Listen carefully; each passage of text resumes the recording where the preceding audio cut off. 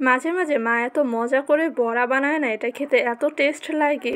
কোনো সময় চিংড়ি মাছ দিয়ে বানায়, কখনো শাক দিয়ে বানায়। তো hello everyone, this is Ayesha from Ayesha's test zone. আজকে আপনাদের শাক ডালের বড়া দেখাবো, যেটা মা কিছুদিন আগে বানিয়েছিল। তো ভাবলাম আপনাদের সাথে শেয়ার করি। তো এজন্য প্রথমেই মা এখানে কেলা কচু শাক নিয়েছে। আপনারা চাইলে অন্য যে কোনো শাক ব্যবহার করতে পারেন।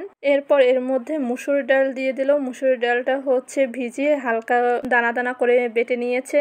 আপনারা চাইলে ব্লেন্ডারে করেও ব্লেন্ড করে নিতে পারেন। এরপর এর মধ্যে হচ্ছে পেঁয়াজ কুচি দিয়ে দিল। পেঁয়াজ কুচিটা হচ্ছে পরিমাণ মতো আপনারা বুঝে দিয়ে দিবেন। এরপর এর মধ্যে দিয়ে দিল হচ্ছে পরিমাণ মতো লবণ। এরপর দিয়ে দিল অল্প পরিমাণে মরিচের গুঁড়ো, আর এরপর হলুদের গুঁড়ো দিয়ে দিল সামান্য একটু কালারের জন্য। এরপর হচ্ছে এর মধ্যে ময়দা বা আটা যেটাই বলেন আপনাদের হাতের কাছে থাকবে দিয়ে দিবেন। সাথে একটু কর্নফ্লাওয়ারও দিতে পারেন। আর রসুন বাটা ছিল। হচ্ছে এটা মা খুব ভালোভাবে মিক্সড করে নিচ্ছে।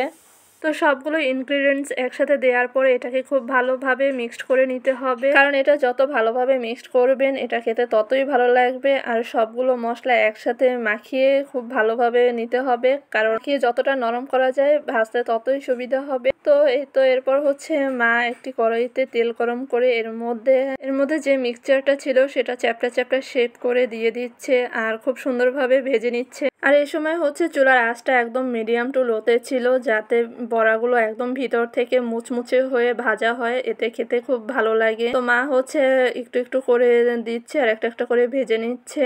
এই বড়াগুলো যেমন খালি খেতে ভালো লাগে, তেমনি ভাতের সাথে যদি হালকা ডাল এবং একটু লেবু নিয়ে খাওয়া হয় তাতেও অনেক বেশি টেস্ট লাগে। আপনারা যদি কখনো না খেয়ে থাকেন অবশ্যই একবার হলেও ট্রাই করবেন। আর কেউ যদি খেয়ে থাকেন তাহলে আমাকে অবশ্যই কমেন্টে জানাবেন কে কীভাবে খেয়ে থাকেন এবং কার কাছে টেস্ট কেমন লাগে। তো এদিকে হচ্ছে মার কিছু বড়া ভাজা হয়ে গেছে আর কিছুগুলো হচ্ছে ভাজতে ছিল। মা একদম চেপে চেপে খুব ভালোভাবে মুচমুচে করে ভেজে নিয়েছে। তো এই হলো আজকের বড়া। তো আজকে এখানেই শেষ। আল্লাহ হাফেজ।